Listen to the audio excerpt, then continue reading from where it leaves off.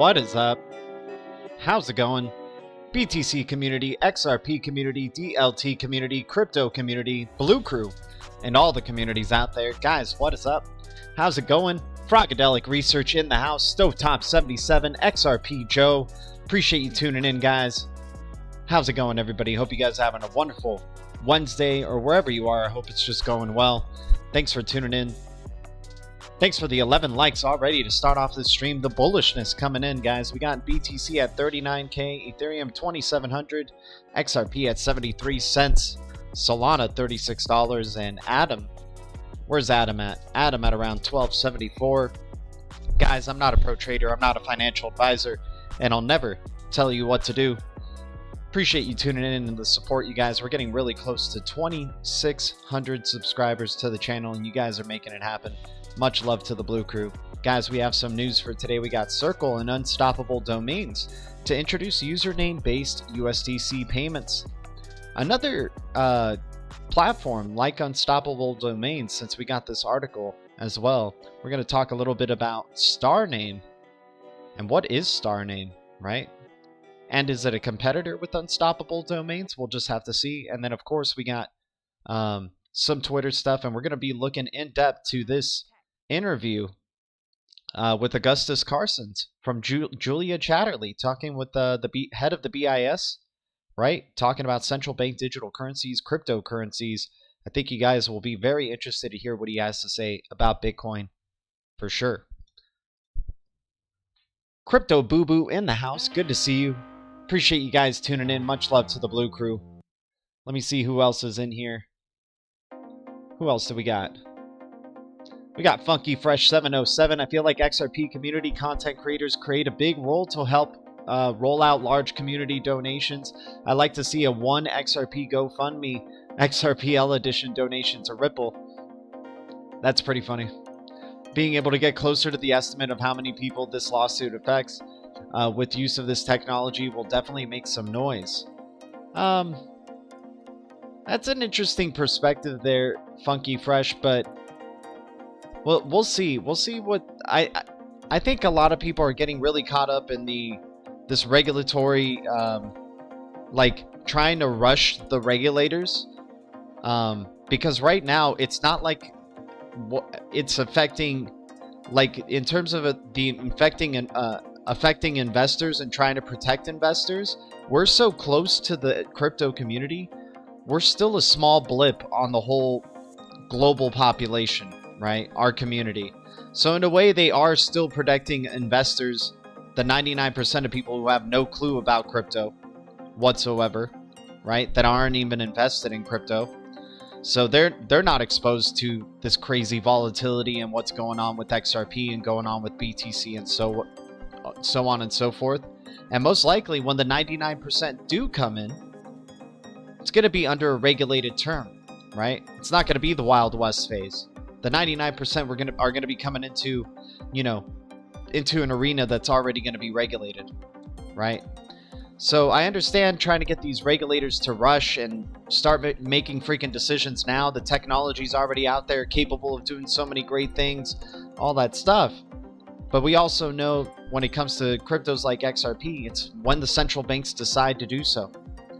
You know, they already know what they got. They already understand this technology. These regulators understand this technology way more than any of us will ever do.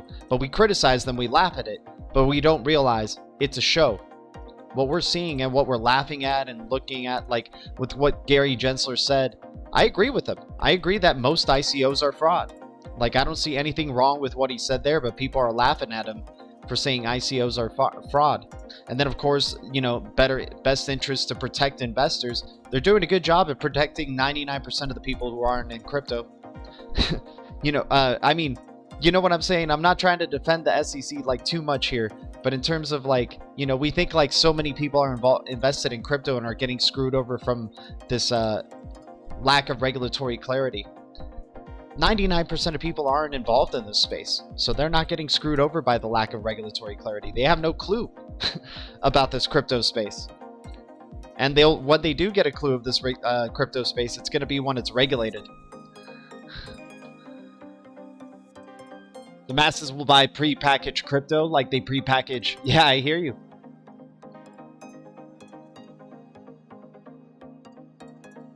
SEC equals fighting like the Real Housewives of Atlanta. I like to be a fly on the wall at the SEC. I bet there are interesting things going on there. Yeah, they're already living 5 to 10 years ahead of us and then playing their role of what they have to play in the moment to get us caught up in their roller coaster. But we already know they have their decisions of what's going to be happening in this quantum global financial systems. And this interview with Augustus Carson's that we're going to be watching with Julia Chatterley definitely gives you a window into, you know, sure, they make it seem like they're just dilly-dallying, that they're not doing anything. Guys, they have plans set for decades ahead, right? So whatever they're saying now in this moment is just part of the plan of something they already know that is capable of being used, right?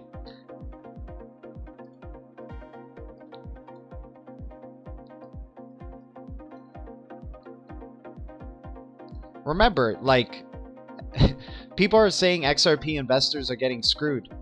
Do we remember that central banks are XRP investors as well? So, so we're going to say they're getting screwed, right? That the central banks are getting screwed over?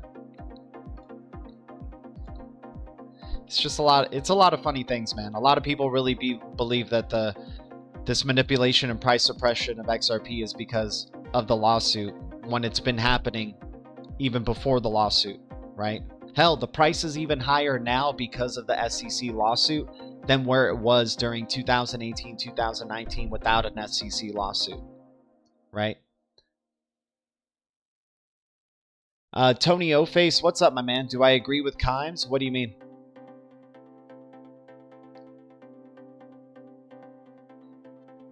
Yep, we are early, Crypto Boo Boo, for sure. 99% are the type to punch themselves in the face in a boxing match.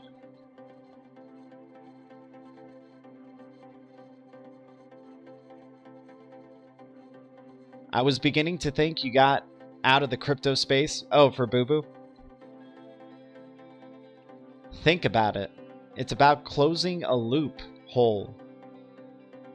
I don't understand. I just need a little bit more clarification there, Edward Benson. Maybe I missed a comment earlier or something. I'm here for 3 to 4 digit XRP. Hey, the higher the price, the more stable it is. I wish you would have showed the bottom half of Sharon Stone. What's up, Bullish Crypto Sniper? Guys, thanks to the 19 viewers and the 19 likes. Let's get into it. Let's jump into our first piece of news. We got Circle and Unstoppable Domains to introduce username-based USDC payments. USD coin holders will soon be able to transfer the stablecoin via human-readable addresses across supported wallets and crypto exchanges. The bid to introduce human-readable addresses as an alternative to usually lengthy alphanumeric crypto wallet address system is set to achieve another milestone following the recent partnership between Circle and Unstoppable Domains. According to an announcement issued on Wednesday, Unstoppable Domains, a blockchain domain provider on USDC stablecoin issuer Circle, are collaborating to release readable coin usernames. .coin usernames for USDC transfers. As part of the partnership, both companies will collaborate to enable support for .coin username extensions across wallets and crypto exchanges that support the popular stablecoin. Under this arrangement, USDC transfers will become akin to sending an email, likely mitigating the problem of transferring coins to wrong addresses, especially for not so tech-savvy people. Indeed, the announcement quoted Josh Hawkins, Senior Vice President of Marketing at Circle, making a similar point, adding that the feature will help to make USDC more accessible. Simple usernames combined with dollar-pegged stablecoins take the fear and risk out of spending crypto. The Circle partnership comes swiftly on the heels of similar collaboration with popular crypto wallet provider blockchain.com. Unstoppable Domains has reportedly sold over 1 million crypto-related domain across contextual extensions such as .crypto, .nft, and .coin, among others.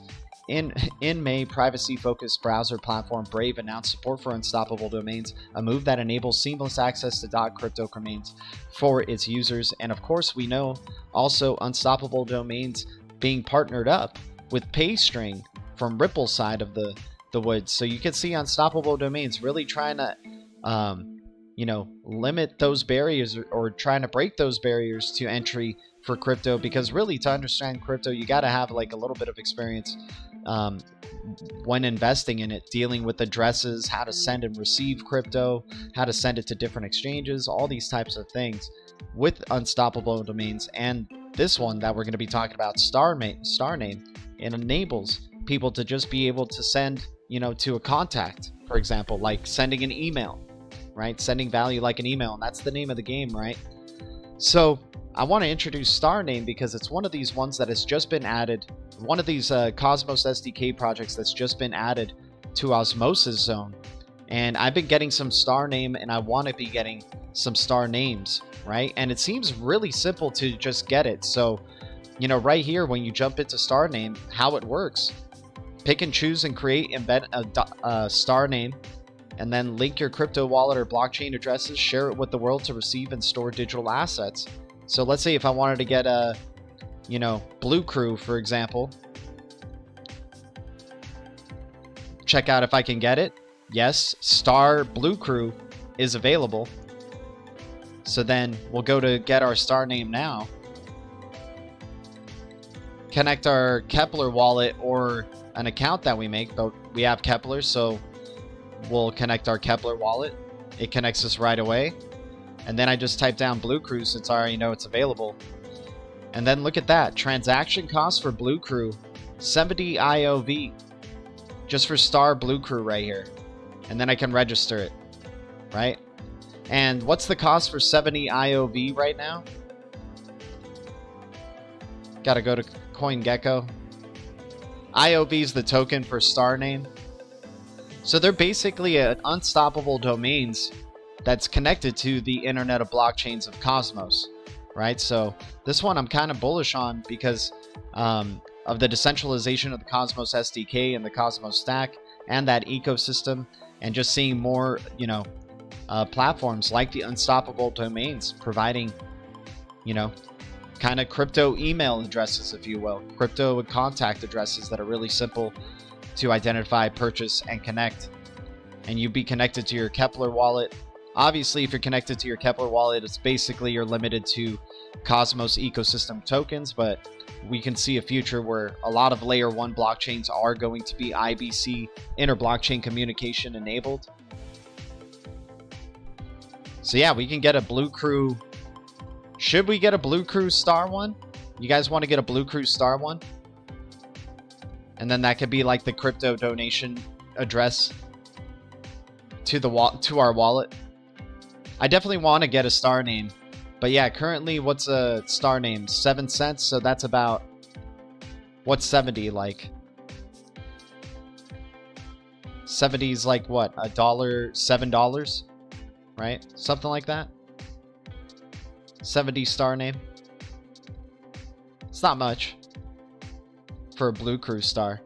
But anyways, like this project, like what I'm seeing coming out of it. Very interesting partnerships as well. They got a partnership with Ledger already. Cosmos, Request Network, Forbull, Cosmos Station, IrisNet. So they're definitely embedded in the Cosmos SDK. And I think this is going to benefit Cosmos SDK tremendously, especially with inter-blockchain communication, where now you can just send to star name addresses versus this whole crazy address, right, that you would need. So yeah, just wanted to also make awareness for star name connected here to with the Circle and Unstoppable Domains news, because I think that's going to be, you know, where we're going into for sure. I think by next year you're going to have a lot of people who have like near the end of next year, I think you're going to have a lot of people who are adopting this type of unstoppable domains or star names, creating addresses that are super short and simple to send and receive. XRP Joe, you picked it up already? Ah, you picked up BlueCrew? You son of a gun.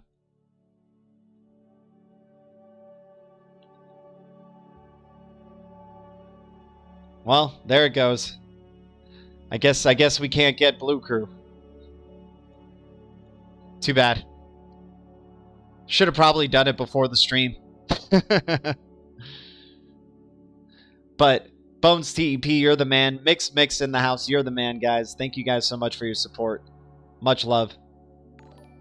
No, not BlueCrew.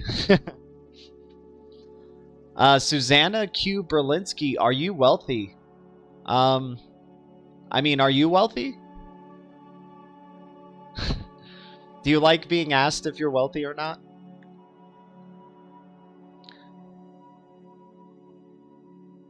BlueCrew is probably available. Okay. BlueCrew. But yeah, it's gonna be that's gonna be cool, man. And I like the way the shape of their addresses is, because like then I could just be like, here, send to this address, for example.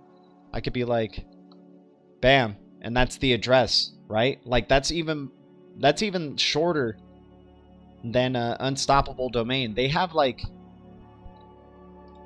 these things. They just introduced it now called short names or something, right? Let me see if they got it here. Yeah, get your star name now. Give me a sec. Like you could do 3-letter type of names. Like you could do star XRP, for example, star old, for example, you know, something like that. Like you could do they could be a very short star name. That's what I'm trying to say. A very short address, just really simple to put in there. I'm interested to see how they continue expanding on the Cosmos ecosystem and on top of, you know, maybe on Akash, further partnerships with Akash and things like that. I think star name is going to be very essential to, you know, the success of the Kepler wallet, which I think is doing some tremendous things, and the success of the Cosmos ecosystem and simplicity of using it as well. But anyways, what do we got going that's not doing so well in the past 24 hours? So our biggest gainers in the past 24 hours, looks like DAG is starting to make another move towards the upside again.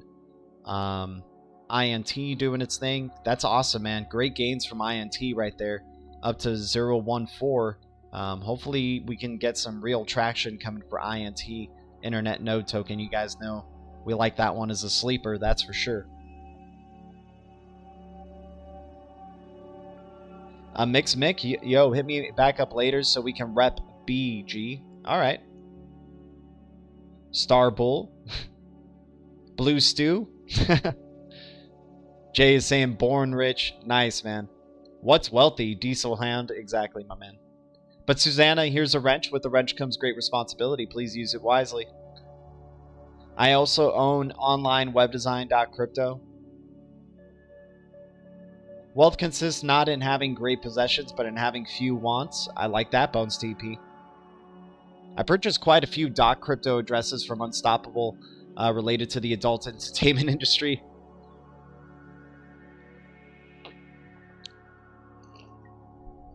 Guys, thanks to the 24 viewers and 24 likes. So let's jump into the main event of what I want to be listening to right here. It's a 9-minute video, you guys, but it's really just an awesome interview between Julia Chatterley and Augustus Carstens. And you guys know we love to keep our eye on the prize. We want to know what the Bank for International Settlements is doing. We want to know what they're saying. We want to respect what they're saying. I think a lot of people in the crypto space, especially just people who don't really work in the regulatory area whatsoever, we kind of just laugh and act as if we know better, right? Or as, like, you know, put us in the chair and we can make things happen right away. We would regulate crypto right away. We would do all of this right away, right? But I want to show some respect to the regulators. I want to really listen intently to what they're saying, and, you know, we'll decipher what's going on in this video, that's for sure. And I'm interested to hear what the BlueCrew has to say as well. So here we go. Let me set up the music down.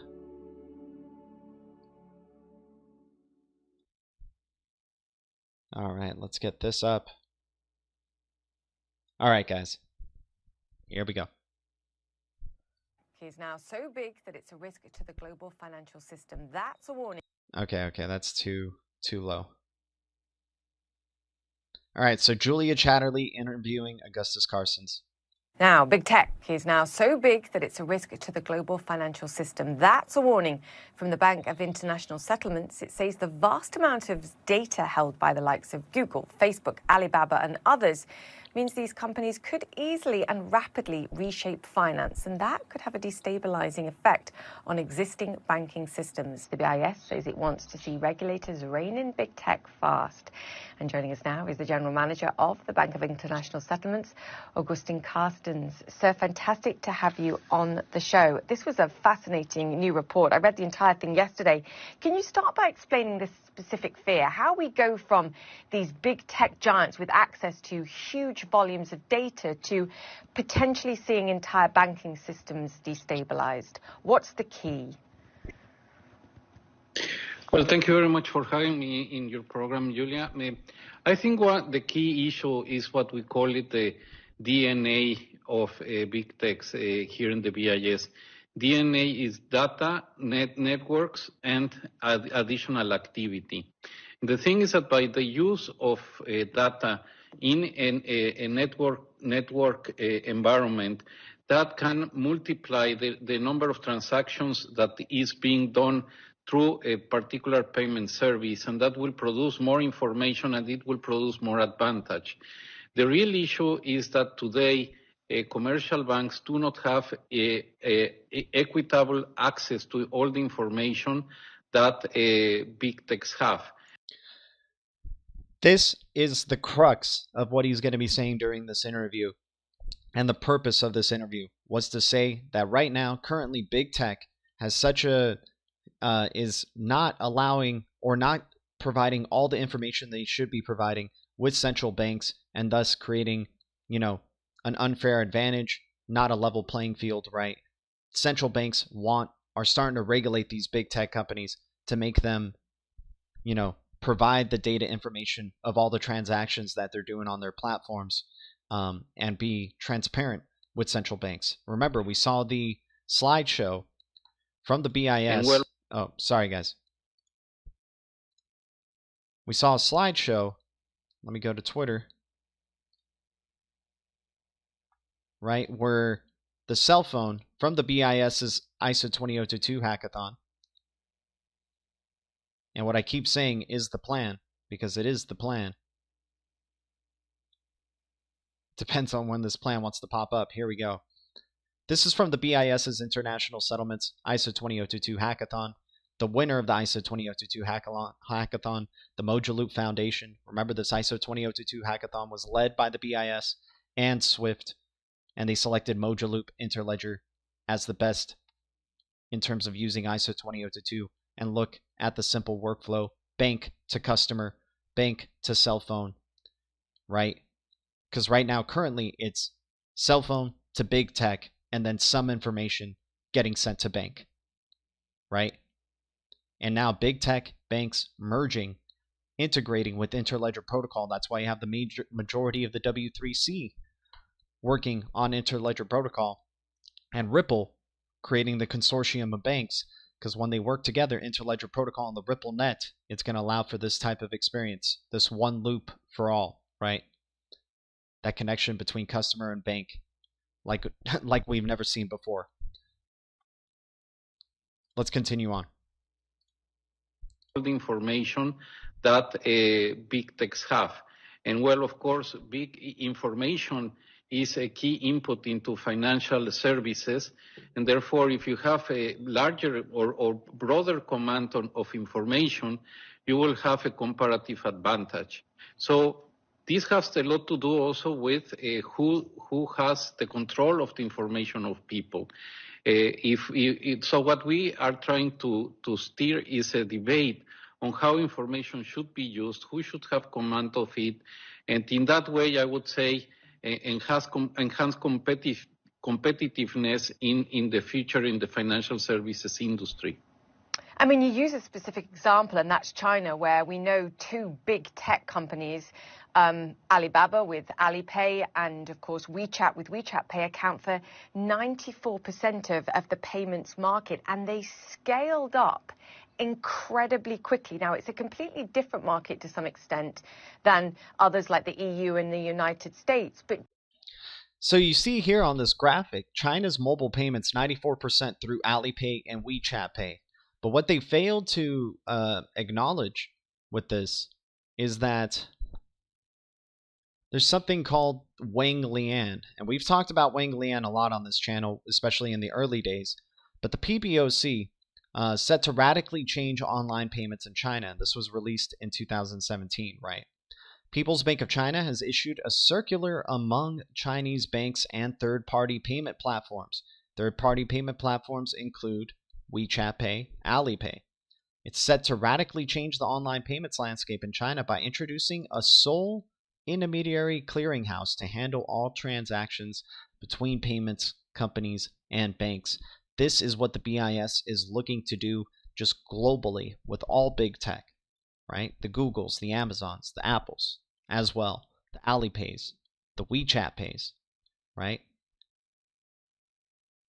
So they call this, the new document requires all third-party platforms such as WeChat Pay, Alipay, and others to connect with Wang Lian, an independent clearinghouse jointly established by the PBOC.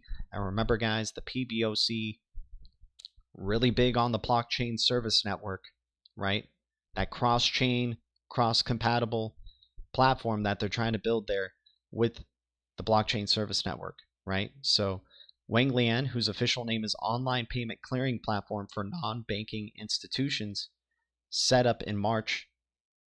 Shareholders are the PBOC subsidiary and China National Clearing Center and State Administration of Foreign Exchange. And look at this, right? So far, payment networks are disparate, right? We've seen similar presentations by Ripple on this, right?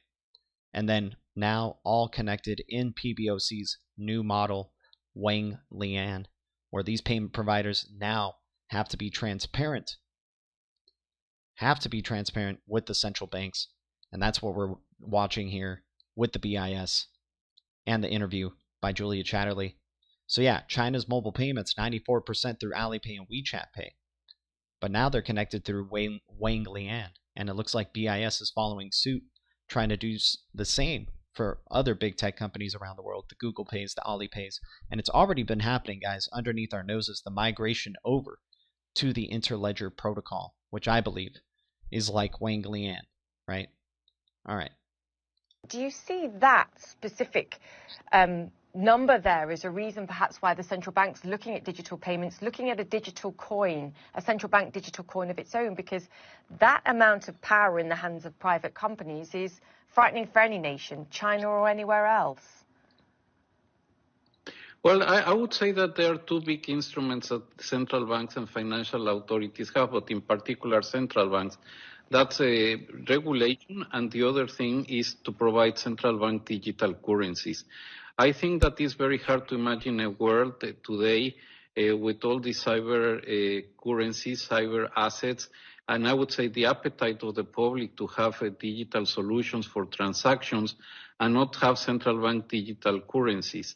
At the end of the day, I think that reality will impose itself, And what we're seeing today is a lot of drive by central banks to move forward with CBDC. Dang. I think reality will impose itself at the end of the day. Each country will take their own decisions, but it's a very important area. And the other is regulation. Yes, what you just said at the outset in this question is the tremendously fast progress that big techs with financial services as financial services provider can give, and I would say the unequal treatment from the point of view of regulation is what puts commercial banks in a disadvantage. So what we are really trying to put on the table is the need to have equal treatment between different providers of financial services. So, level playing field, equal treatment, transparency. if we take an example of the United States, I mean, you've got Google, you've got Facebook, you've got Amazon, for example. Only really Apple Pay, as an example for Apple, is one that's really pushed into the payment space in some sort of fundamental way. Are you saying that regulators need to look at the activity level, look at the scale of data, and sort of formulate regulation for entry for these tech companies, for example, before they try and go into the payment space in a more fundamental way? Because once they do it, they can scale up so quickly, it then becomes really hard to tackle. Well, the issue of regulation is very complex. Entry certainly is one. In a way, for example, today, to have a bank, you need to have capital, you have to obey different rules on liquidity, leverage, and so on. That is something that at some point, given the different types of services that big tech, financial services that big tech might offer, it might be adequate to move in that direction. The other important aspect, as I say, is the use of data. Today, banks have some very specific regulation on how they can use data, right, and that is not necessarily the case with big tech. See, banks are dealing with stricter regulations on how they could be using data, but then not so much for big tech, and they have access to a tremendous amount of data, right? And finally, there is another important issue, and that is that many of these big techs provide some services that have become key in the financial sector industry. For example, cloud services. So you have competitors also being important services providers for financial systems.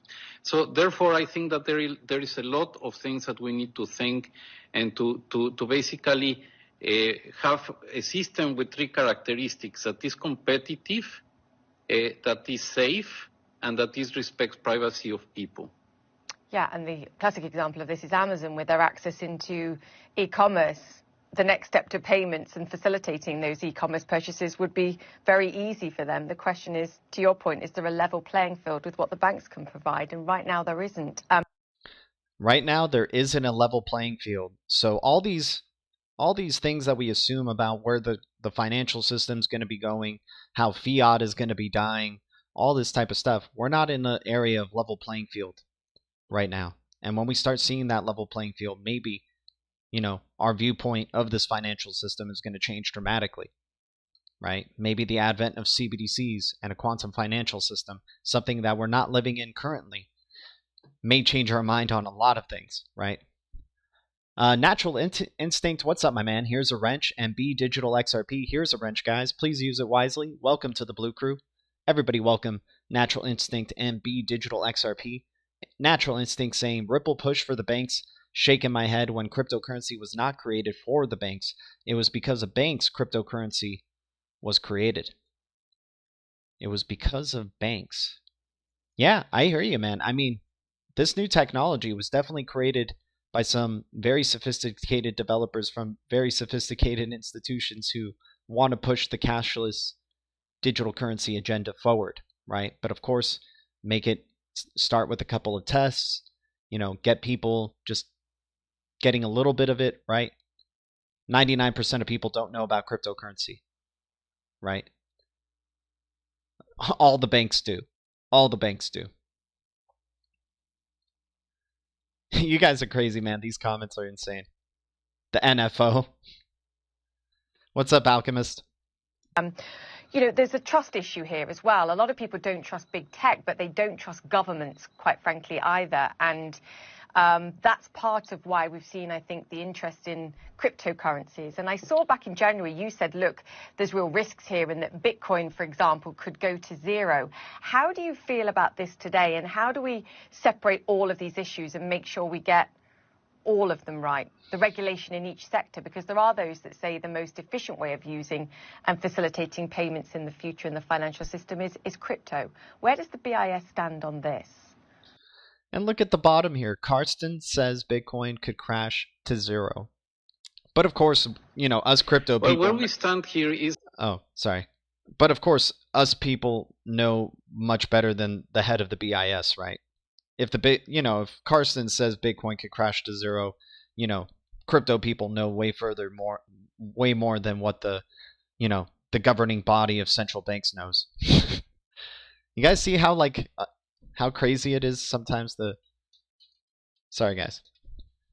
How crazy it is the perspective of just like a kind of super into crypto person who kind of just has blind faith in these cryptocurrencies and this very not well thought out, not very forward looking type of perspective on crypto.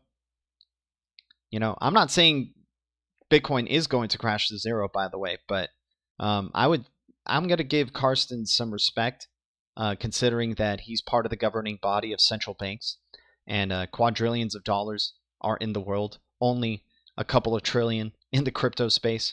That's pennies to these central banks. It's not a threat to them whatsoever. And they're the ones who are the dictators of monetary policy that are going to be changing into this quantum financial system. So let's see what he has to say in response to people don't trust big tech, and frankly, they don't trust governments, so that's why they trust crypto, which is hilarious because they're putting their trust in a very highly volatile market. They're basically putting their trust in casinos. They rather put their trust in casinos, is basically what that statement with rather trust government and and big tech. They rather trust a casino. But here we go. Well, where we stand here is that we need to certainly take advantage of all the technology that is out there. For example, the technology on which Bitcoin is based, DLT and blockchain, is a wonderful technology, and I think we need to adopt it. Wait, what did he say? What? Oh, some good news? Did you guys hear that? Did you guys hear that? Well, of course we have to embrace this new technology, and the technology under Bitcoin, like we've heard Chris Larson say, like we've heard David Schwartz say, like we've heard Ripple say, like we've heard, the IMF say, the technology underpinning the essential, the DLT technology of Bitcoin is really interesting and definitely should be embraced, right? So that's some great news. Not so good news for Bitcoin, right? But the technology seems to be okay. Go, make up your mind. My dogs are feeling like in and out today. They want to just go in and out. But all right, let's hear that statement again, because this is great news, right? As dark and brooding as this sounds, this future with CBDCs and everything like that, this is tremendous news for XRP, XLM, these business-focused cryptos, right? And the hopes of a decentralized crypto market where it's not just this one crypto that dominates the whole market completely, right? But yeah, he said it. Let's see what she has to say. Let's go back to the beginning of this question because it's interesting. Is crypto. Where does the BIS stand on this? Well, where we stand here is that we need to certainly take advantage of all the technology that is out there. For example, the technology on which Bitcoin is based, DLT and blockchain, is a wonderful technology, and I think we need to adopt it. Now, it's a wonderful thing, and I think we need to adopt it. Guys, this is tremendous news. BIS just literally said, I think we need to adopt crypto. We need to adopt that distributed ledger technology. And you guys know, for a channel that's all about distributed ledger technology, that's all about the DLT, that is awesome news. to be hearing from Augustus Carson. But are you going to hear crypto Twitter people talking about it all the time? No. Are you going to be hearing, other crypto YouTubers talking about this and, shouting out how amazing that little tidbit of information was right there? We need to adopt it. We need to adopt DLT. Guys, this is awesome news, right? And guys, thank you, David Kassar. How you doing, man? Love your content. Keep it up. Love you, my dude. Thanks for the donation. Helps the channel a lot, my man. Appreciate the support, as always. Dan Pena. Yep, he said it too, right? Natural Instinct. Appreciate you, man. Appreciate everybody here. Data is the new oil. Data is the new oil that will be mined. All of us will be. Knowing what you hold is investing. Mass adoption is the play. Regulation is the trigger. Carson has also said CBDCs will give absolute control. That way, government still has control of on and off ramps to any crypto. I mean, that's the whole purpose of ISO 20022, the ISO 20022 standard, my man, to be that funnel for all value payments, no matter what type. And interledger protocol, right? Crypto Gorilla, here's a wrench, my dude. Love the comment. Love the activity. Thanks for jumping in. I don't know about Bitcoin going to zero. A lot of energy, pun intended, and money going towards making Bitcoin viable. But really, how much money, man? How much money, Crypto Gorilla? When you consider that there's a quadrillions of dollars out there, and then only a couple of trillion in the space, which is pennies in the scope of things. How big is it really, right? How much money is it really in the scope of things when you're considering all the money, right? I understand it's a lot of energy and stuff like that, but it's mostly from people who are very self-interested in making sure it continues to succeed. But we'll see what ends up happening once this green standard, and they're really strict. They want this climate change initiative that they're pushing is very, very strict. It's not like, I don't think Bitcoin is going to be able to transition as quick as what they are wanting from this climate change initiative that they're going to be having. So there's a lot of other factors. I'm not saying Bitcoin will go to zero either. But if we're going to see Augustus and Carson's point of view, and I happen to agree with what he's saying. I full-heartedly agree with even this answer that he was saying here, but, I like to give the regulators their respect instead of making fun of them and laughing and acting like they don't know anything, because they're the ones who are dictating monetary policy here, you guys. So I rather try to treat them with respect and actually listen to what they're saying and try to decipher it that way. But here we go. Take advantage of all the technology that is out there. For example, the technology on which the Bitcoin is based, DLT and blockchain, is a wonderful technology, and I think we need to adopt it. Now, the real issue is the application. I think that Bitcoin, in the way it was formed, is not really delivering what it's supposed to deliver, which is a good substitute for cash. It's not a good deposit of value. It's not a good medium of exchange. It's hugely volatile. It's an ecological disaster. So what we want to do is to use the technology and offer people a better representation of really trusted money. What is the really trusted money that is out there? Well, it's basically cash. And today, cash is just represented in papers and coins, and people are asking for digital solutions, and therefore we have to raise to the challenge and provide them with cash in the digital form. That also would facilitate many financial transactions. It would facilitate, for example, to reduce transaction costs in cross-border payments. It would facilitate also financial inclusion. We have still even in countries like the US, a high percentage of the population still doesn't have access to financial services. Right. And therefore, it would be interesting to look for something like this to make a dent in that regard. So it's not about trying to run away from fiat, right?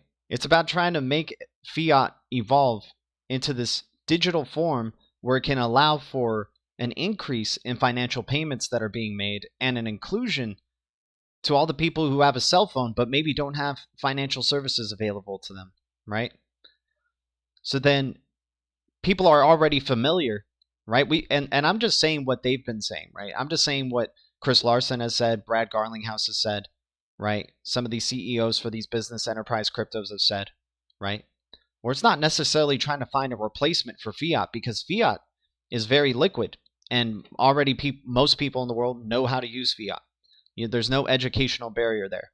And now if you make fiat digitally and allow the increase in transactions, microtransactions even, right, and allow for that financial inclusion, you just bring more people who already are familiar with fiat using fiat, right? And then what would be the bridge asset to allow for faster, cheaper, more cost-effective type of payments, right? Because there has to be a digital asset, a tool that can allow for this digital fiat to be moving at lightning speeds, right?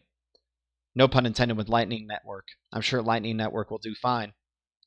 But the XRPL has been specifically geared for the world of payments to be a bridge currency, not a replacement to currency. And as we saw here, Augustus Carson literally laughed when he was describing Bitcoin on how inefficient it was, how volatile it was, how its purpose of being a replacement for cash has not really succeeded, and how it's an ecological disaster. And he says it with like a smirk and a laugh, like, how energy exhaustive Bitcoin is, right? And the understanding of, remember, they were part of the Green Swan Conference, which is like very heavily involved with their climate initiative, right? So they're definitely not fans of Bitcoin, right?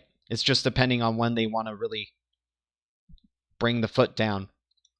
But let's hear this last statement, because I think it's really important and great news at the same time, and very important that we use DLT, distributed ledger technology. So it is going to happen. It's just a matter of when and what type of distributed ledger technology.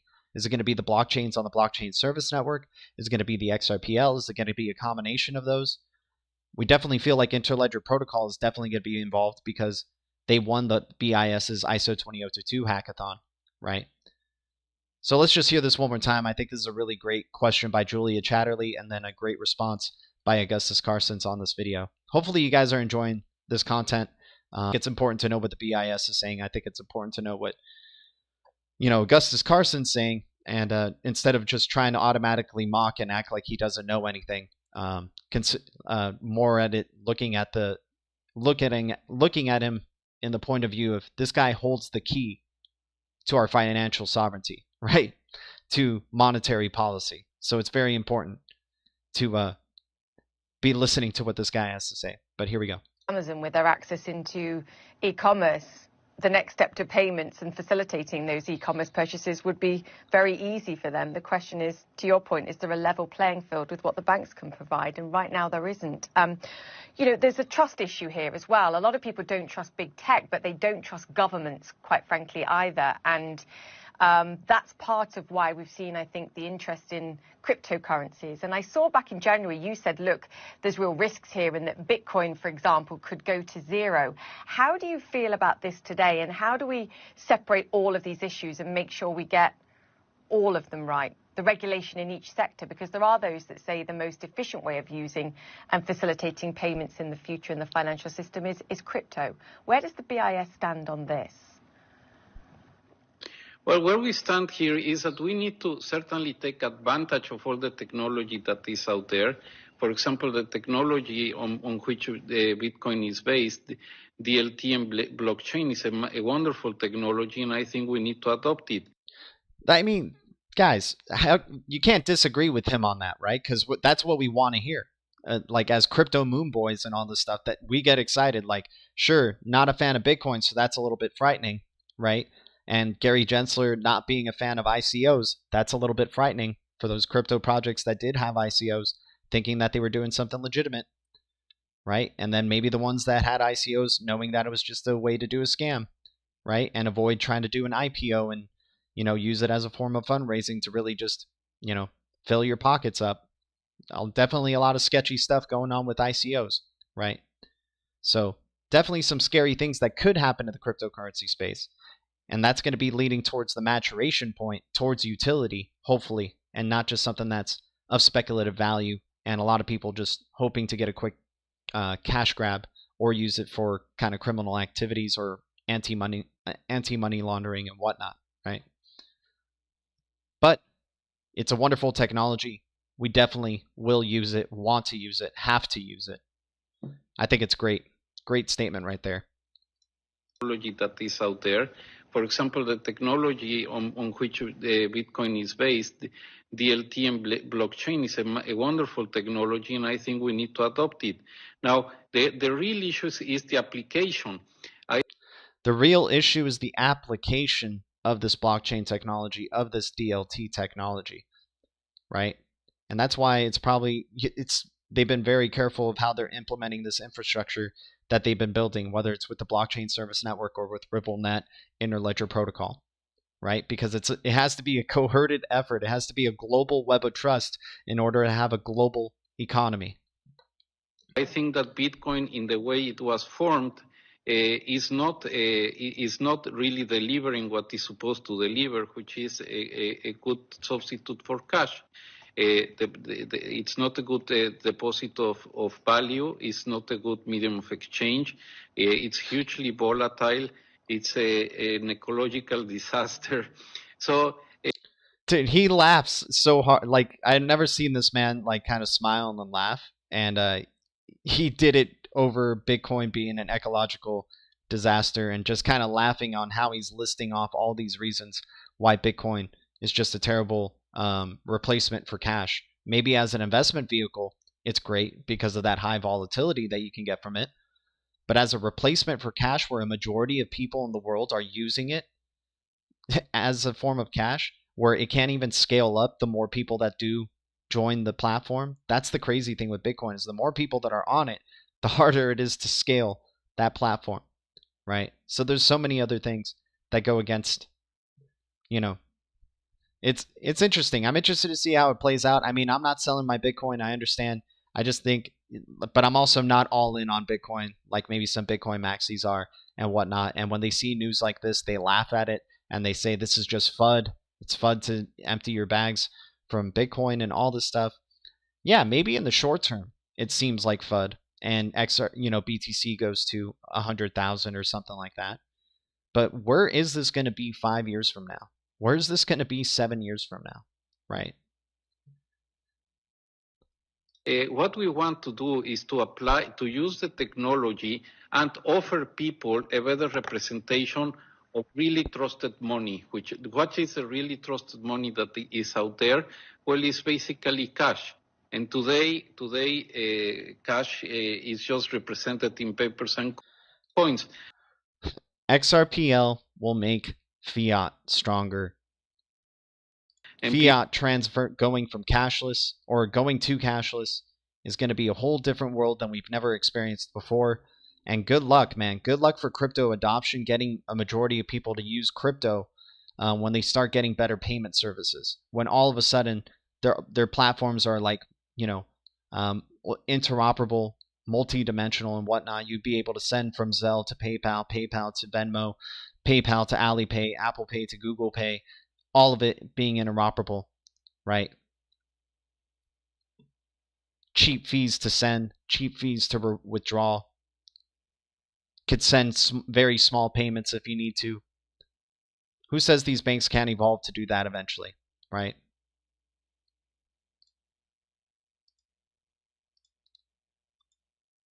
Oh, are we dying? Is this dying on us?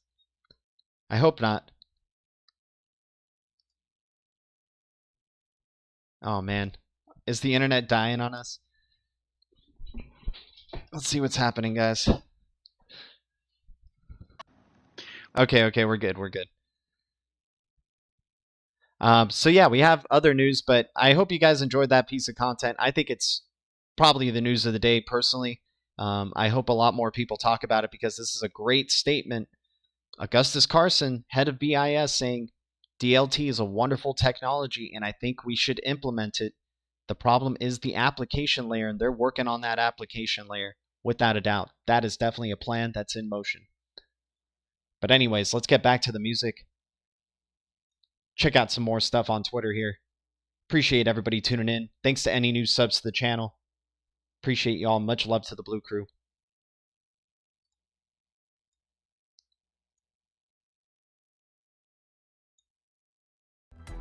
There we go. Now we're back.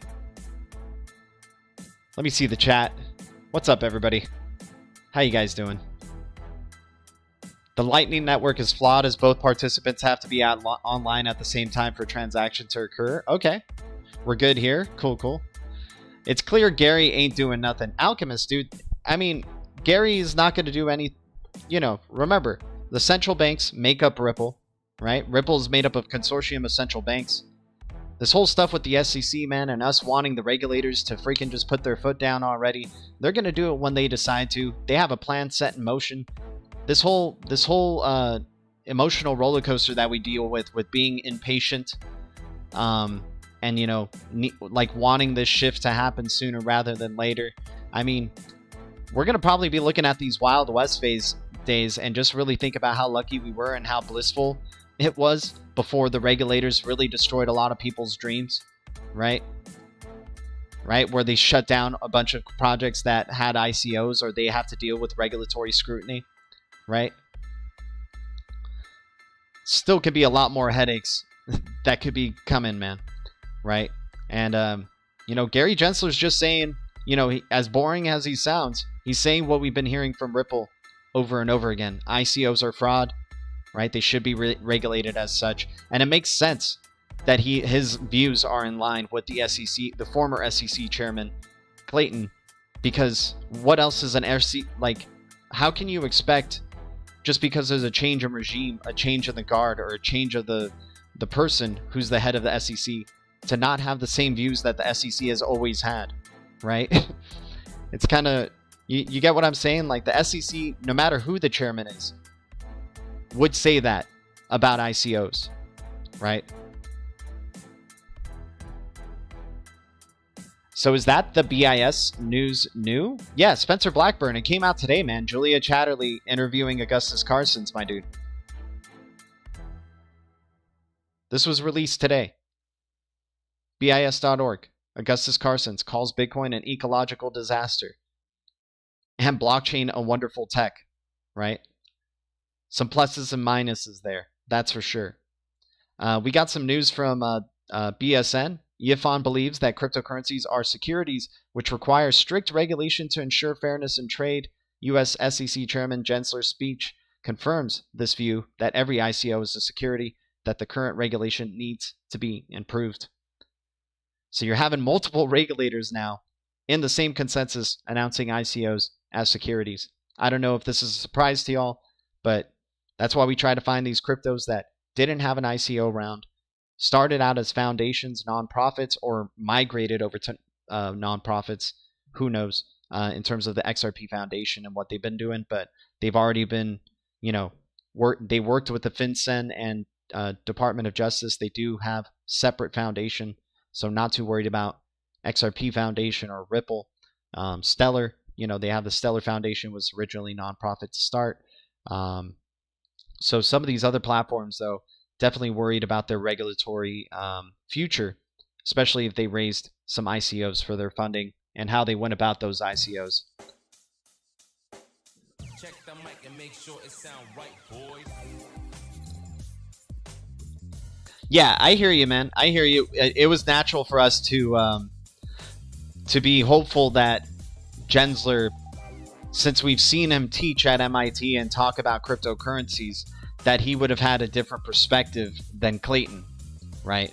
But the fact of the matter is, since he's an SEC chairman, there's already the regulations set in place, right? We've heard Ripple say they work within the current regulatory framework. They're not asking regulations to change for them. As a company, Ripple is working within the current regulatory framework. The regulatory clarity that isn't clear is about the state of digital assets, because that's never been something that the government has had to deal with, right? So it's like shaping regulation around what is a digital asset, what digital assets can be used, what can't be used, how should they be registered, and whatnot. And it's taking a long ass time. But I'm not complaining. I'm just like using my staking rewards to accumulate all these other cryptos then, or more XRP. Like, whatever. Keep pushing it down, man. They're telling, you know, I'm just starting to accept it that it may be a long road, right? And if it isn't, then great. I'll be surprised and excited, right? But when you're talking about ISO 20022 happening at the end of next year, not this year. So I wouldn't be surprised if regulations are just laggards, right? CBDCs still being tested and not fully implemented, right? Coexistence period between the real-time payment settlement system and SWIFT from 2023 up to 2027. 5-year coexistence period.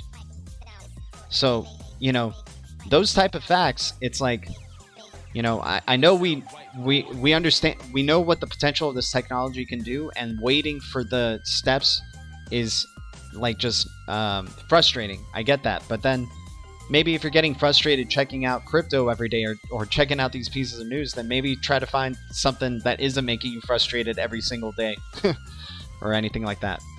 And I'm not talking to you, Alchemist. Alchemist, I know you're awesome, my man. I'm just saying, you know, I feel like, you know, I'm just prepared to take the very long view on this whole thing and just, they want to be snails? Cool. I'm accumulating.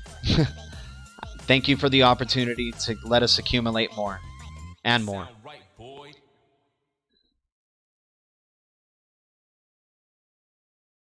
Have you heard anything about GBEX, which launched on the Zinfin network? They have a pre-sale currently. XRP Haas, I just heard about it on the surface with GBEX, but it's interesting. Zinfin's been releasing some coins that are built on their platform now. You have a StoreX and GBEX. At this point, though, I think I'm just more focused on accumulating XTC outside of the other things that are building on top of the Zinfin platform. I'm not sure with their relationship to Zinfin in any way. But I'm kind of... It's interesting, man, because like the StoreX one is the one that kind of threw me off, and I need to do more research on StoreX. I don't want to put StoreX in a bad light or anything like that, but I just find it interesting with it trying to be this storage cloud solution, yet you're seeing the type of partnerships that storage cloud solutions like Filecoin, Siacoin, and Akash, and the collaborations amongst those three have. Maybe StoreX collaborates with them in the future, but it's like, I think that's a very saturated market, is that storage cloud space already. You already have a lot of other platforms that have a pretty good head start on it and basically provide the same type of like fee, you know, tokenomics and fee incentives, right? Or, you know, fee charges, right? Cheap costs and whatnot. So I'm interested to see how it goes about it. But at this point, I think I'm just accumulating only XDC, not so much the cryptos that are being built on top of it. But that's just me. I could totally be wrong. And I have been wrong plenty of times. SDR reallocation delayed as well. Okay. Yeah, so I'm just having the very long-term view. It's like, you know, it kind of sucks because, you know, it's not going to happen tomorrow. It's not, or you never know in this crypto market, by the way. It's very highly volatile. So we could still go see ridiculous prices, you guys. Like, that is definitely still a possibility. But in terms of, like, how regulation's going to go about and all this stuff, they want it to stay in this Wild West where it's just pennies for as long as possible before they get really ready to ramp up CBDC usage and the transition over to ISO 20022. So what's crazy also, considering that regulation is going to probably take a long time, this could mean that this Wild West phase of crypto could go on for a really long time as well, and get to a point where you do bring in a good amount of people into the space, bring them in on NFTs, Bitcoin, Doge, what have you, make them think that this is the future of money, and then bam, by the end of the coexistence period with SWIFT and the real-time payment settlement network, next thing you know, 2027, Bitcoin crumbles, you know, these ICOs crumbles. Like, who knows how long they're going to elongate this. But, you know, that's kind of like an interesting thing to keep track of as well, is like, maybe they're going to try to bring in as many sheeple into this space first, so then they can totally wreck them when they transition over.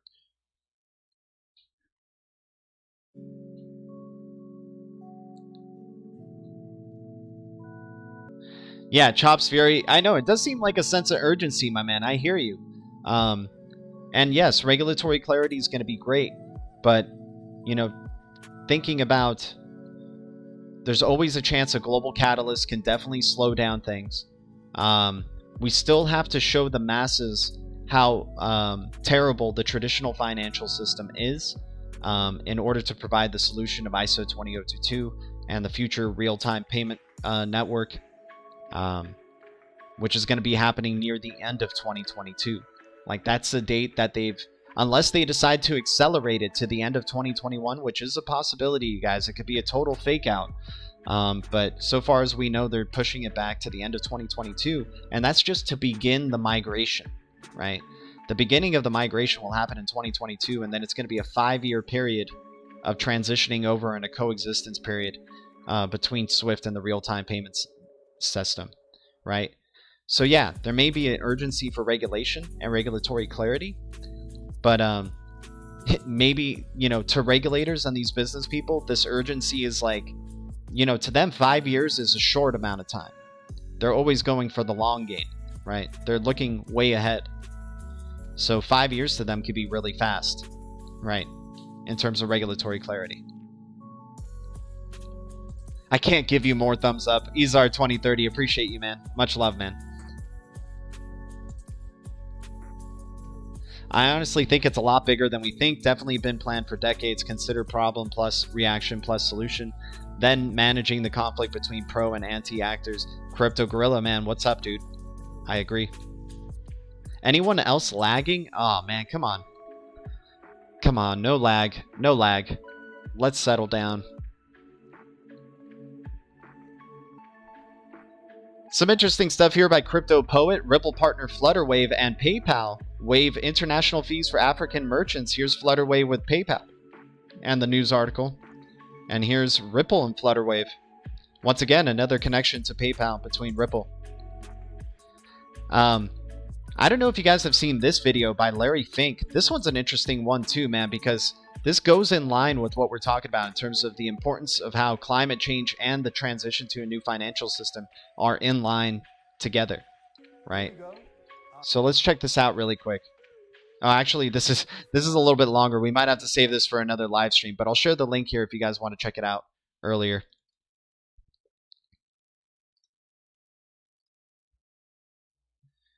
There you go.